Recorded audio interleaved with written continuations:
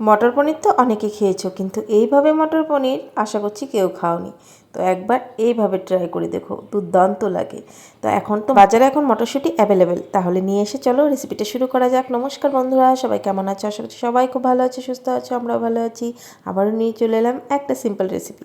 এখানে সর্ষের তেল দিয়ে দিয়েছি, আর এখানে এখন পেঁয়াজ কুচি দিয়ে দিলাম, কারণ বেরেস্তা ভেজে নেব।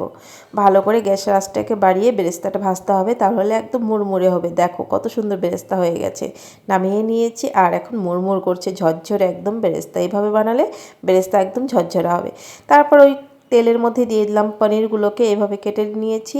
আর পনিরগুলোর মধ্যে চাইলে তোমরা নুন মেখে দিতে পারো, না দিলেও হয়। যাই হোক, ওখানে পনির ভাজা হতে হতে এখানে আমি শুকনো লঙ্কা আর কাজু কয়েকটা ভিজিয়ে রেখেছিলাম, সেটা টমেটোর মধ্যে দিয়ে একসঙ্গে পেস্ট করে নেব। একদমই সিম্পল রেসিপি, যারা রান্না জানো না তারাও কিন্তু খুব সহজেই এই রান্নাটা করে নিতে পারো।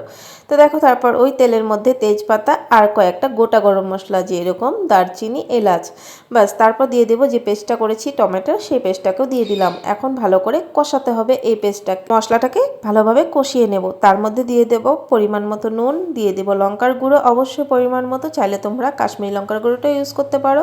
আর দিয়ে দেবো হলুদ গুঁড়ো। এটার মধ্যে কিন্তু আর কোনো অন্য মশলা দেবো না, যেমন জিরে গুঁড়ো, ধনে গুঁড়ো, এগুলো কিচ্ছু দেবো না।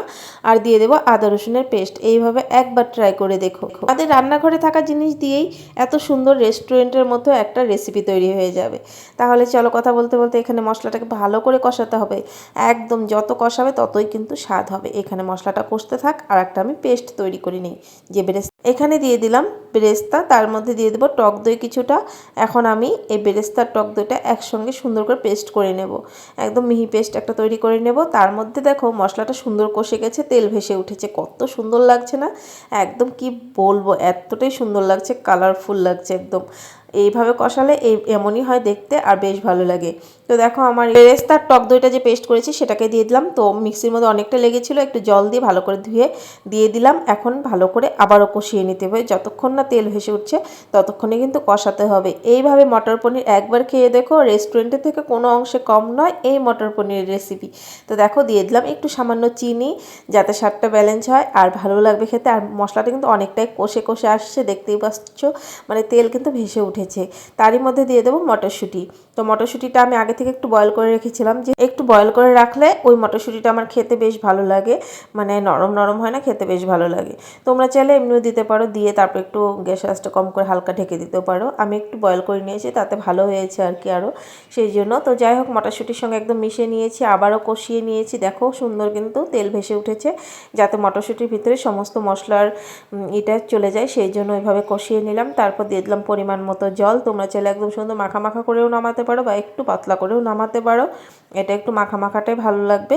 তারপর বলক উঠে গেছে, দিয়ে দিলাম ভাজা পনিরগুলোকে। এখন ভালোভাবে বলক উঠিয়ে নেব। আর এইভাবে বানিয়ে যদি বাড়ির লোকদের দেওয়া যায়, সবাই বলবে রেস্টুরেন্ট থেকে খাবার অর্ডার করেছে নাকি, এতটাই টেস্টি হয়েছে। যাই হোক, বলক ভালো করে উঠে গেছে। তারপর দিয়ে দিলাম কসুরি মেথি কিছুটা, আর দিয়ে দিলাম একটুখানি নুন কম লাগছিল, তাই একটু নুন দিয়ে দিয়েছি। এখন দিয়ে দিলাম কয়েকটা কাঁচা লঙ্কা, আর দিয়ে দিলাম লাস্টে ধনে পাতা। তার সঙ্গে দিয়ে দিব, গ্যাসটা অফ করেই, ঘি আর গরম মশলার গুঁড়ো। বাস, দিয়ে দিলাম বেশি করে একটুখানি ঘি, আর দিয়ে দেবো লাস্টে গরম মশলার গুঁড়ো। তোমরা চাইলে আরেকটু কিন্তু ঘন করতে পারো, সেটা কিন্তু আরও ভালো লাগে। এটার মধ্যে কিন্তু কোনো আলু ইউজ করিনি আমি, শুধু মটরশুঁটি দিয়ে, দারুণ লাগে। দিয়ে দিলাম লাস্টে ঘি, আর ঘি দিয়ে নামিয়ে নিলাম। অল্প উপর দিয়ে বেরেস্তা ছড়িয়ে দিয়েছি। কেমন হয়েছে এই রেস্টুরেন্টের মতো মটর পনিরটা কমেন্ট করে অবশ্যই জানিও। ভালো লাগলে চ্যানেলটাকে সাবস্ক্রাইব করা না থাকলে সাবস্ক্রাইব করে আমার পাশে থাকার অনুরোধ করছি। আর ফেসবুক পেজ থেকে যারা দেখছো ভিডিওটা, প্লিজ ফেসবুক পেজের ভিডিওটাকেও একবার সবাই লাইক করে দিও। আর ফলো করা না থাকলে পেজটা প্লিজ ফলো করে পাশে থাকার অনুরোধ করছি। আর সবাই কে কোথা থেকে ভিডিওটা দেখছো, রেসিপিটা কেমন লাগলো কমেন্ট করে কিন্তু জানাতে ভুলো না। তাহলে চলো, এখন গরম গরম রুটি বা নানের সঙ্গে এই মটর পনিরটা দুর্দান্ত লাগবে। ঠান্ডা হলে আর একটু ঘন হয়ে যাবে। তোমরা চাইলে বললাম না, একটু ঘন করে নিতে পারো। এটা কিন্তু গরম গরম ভাতের সঙ্গেও বা ফ্রাইড রাইসের সঙ্গেও অসাধারণ লাগে। তো কেমন হয়েছে বন্ধুরা বলো তো? সত্যি সবাই খেয়ে বলছিল আজকের মটর পনিরটা একদম রেস্টুরেন্টের থেকে কোনো অংশে কম নয়, এতটাই স্বাদ হয়েছে। একদমই অন্যরকমভাবে বানিয়ে তোমাদের সঙ্গে প্রেজেন্ট করলাম। তাহলে চলো, টাটা।